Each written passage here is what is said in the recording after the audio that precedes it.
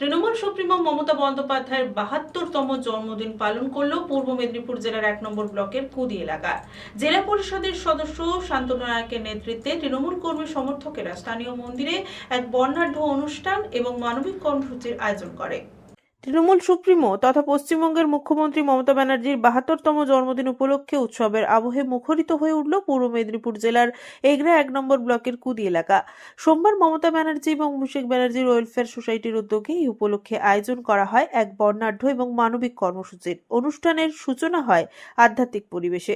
এগরা ১ নম্বর ব্লকে তৃণমূল সহসভাপতি তথা পূর্ব মেদিনীপুর জেলা পরিষদের সদস্য শান্তনু নায়কের নেতৃত্বে তৃণমূল কর্মী সমর্থকেরা স্থানীয় মন্দিরে গিয়ে মুখ্যমন্ত্রীর সুস্বাস্থ্য এবং দীর্ঘায়ু কামনায় বিশেষ পুজো দেন। এরপর দলীয় কার্যালয় প্রাঙ্গণে বিশাল কেক কেটে জন্মদিন উদযাপন হয়।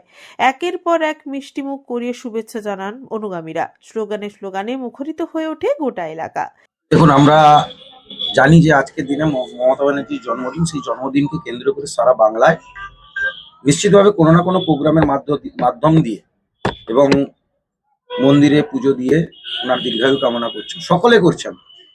কারণ ভারতবর্ষের অন্যতম নেত্রী, অন্যতম নেতা, যিনি ভারতবর্ষের মধ্যে বাংলাকে পথ দেখাচ্ছেন, আগামী দিন ভারতবর্ষকে পথ দেখাবেন, সেই নেত্রীর জন্মদিন। সেই সঙ্গে সঙ্গে আমরা দলীয় কার্যালয় উদ্বোধন এবং কিছু মানুষজনকে আমরা শীতবস্ত্র প্রদান করেছি।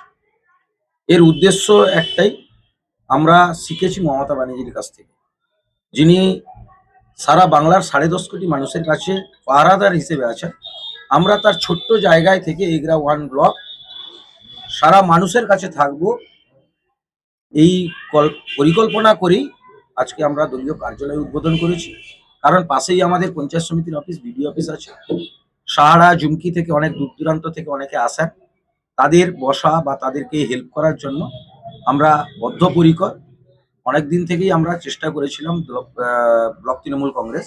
আজকে আমরা সেই এমএলএ সাহেব এবং ব্লকের সভাপতি সহ অর্পণবাবু সহ সকলকে নিয়ে আমরা আজকে দলীয় কার্যালয় উদ্বোধন করলাম। এই দিনের অনুষ্ঠানে উপস্থিত এগরার বিধায়ক তরুণ কুমার মাইতি সহ নেতৃত্বরা। মমতা ব্যানার্জির দীর্ঘ রাজনৈতিক সংগ্রাম, সাধারণ মানুষের সঙ্গে তার নিরলস লড়াই এবং বাংলার উন্নয়নে বিভিন্ন জনকল্যাণমূলক প্রকল্পের সাফল্য তুলে ধরা হয়। শুধু উৎসব নয়, সামাজিক দায়বদ্ধতার দৃষ্টান্ত রেখে দিনটিকে স্মরণীয় করে তুলতে এলাকার কয়েকশো দুস্থ মানুষের হাতে শীতবস্ত্র তুলে দেওয়া হয়। এই কর্মসূচিতে উপস্থিত ছিলেন তৃণমূল কংগ্রেসের একঝাঁক নেতা এবং জনপ্রতিনিধিরা। তাদের মধ্যে উল্লেখযোগ্য জেলা পরিষদের সদস্য শান্তনু নায়ক, এগরা ১ নম্বর ব্লক তৃণমূল সভাপতি সত্য চক্রবর্তী, এগরা ১ নম্বর পঞ্চায়েত সমিতির সভাপতি অমিয় রাজ, মহিলা সভানেত্রী মানসী দে সহ অন্যান্যরা। দেখুন, তিনি শুধু বাংলার মুখ্যমন্ত্রী নন, তিনি আমাদের হৃদয়ের মানুষ, জননেত্রী মুখ্যমন্ত্রী মমতা বন্দ্যোপাধ্যায়। ফলে স্বাভাবিকভাবে যিনি আমাদের আদর্শ, যার দ্বারা আমরা পরিচালিত হই, গাইডেড হই,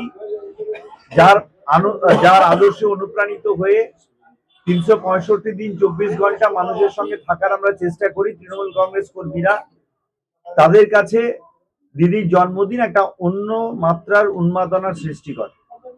তো স্বাভাবিকভাবে তার জন্মদিন সাড়ম্বর পূর্ণভাবে পালন করাটাই শ্রেয় বলে আমরা মনে করি। তো সেটা ভেবেই এই অনুষ্ঠানের আয়োজন, দিদির জন্মদিন পালন করা এবং ভাব বিনিময় করা এবং সকলকে এই কথাটাই বলা যে ত্যাগ, তিতিক্ষা, আন্দোলনের ভেতর দিয়ে দিদি আজকে এই জায়গায় পৌঁছেছেন। অত্যন্ত সাধারণ পরিবারের একটি মেয়ে হয়ে আজকে সারা বাংলার রক্ষাকর্ত্রী হয়েছেন।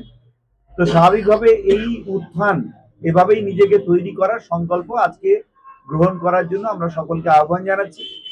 দিদির আদর্শ আমাদের পাথে হোক, দিদির চলার পথই আমাদের পথ হোক এবং দিদির নীতি মেনে, আদর্শ মেনে যেন আমরা মানুষের সেবা করতে পারি, মানুষের পাশে থাকতে পারি, এ আমাদের সংকল্প হোক। কাতি সাংগঠনিক জেলা জুড়ে চলছে, কোথাও যজ্ঞ, কোথাও হোম, কোথাও বিভিন্ন অনুষ্ঠান আজকে জন্মদিন উপলক্ষে। আমি বুঝতে পারি না, মানুষের উন্নয়ন, মানুষের সঙ্গে থাকা, মানুষকে পরিষেবা প্রদান করা, সেটাই সবচেয়ে বড় যজ্ঞ। আলাদাভাবে যজ্ঞ করে মানুষের কাছে কি বার্তা পৌঁছায় আমরা জানা নেই। তার কারণটা আমি বরাবরই মনে করি যে আমরা যে যা ধর্মের মানুষ হই না কেন, ধর্মের মূল কথা হচ্ছে শান্তি এবং নিশ্চিতভাবে একটা স্নিগ্ধ ভাব। যখন আমরা মন্দিরে প্রবেশ করি, গির্জায় প্রবেশ করি, কি মসজিদে প্রবেশ করি, তখন মনের মধ্যে একটা অদ্ভুত শিহরণ হয়, একটা শান্ত পরিবেশ আমাদের মধ্যে একটা ঐশ্বরিক শক্তি তৈরি করে। কখনো ধর্ম কিংবা শান্তি, যেটা ধর্মের মূল কথা, সেটা আড়ম্বরতার মধ্যে থাকে না, সেটা অন্তরের মধ্যে থাকে।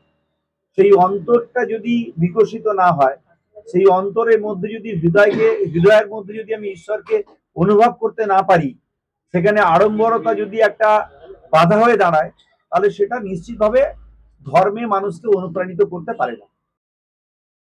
পুলক বেড়ার রিপোর্ট, খবর BCBS।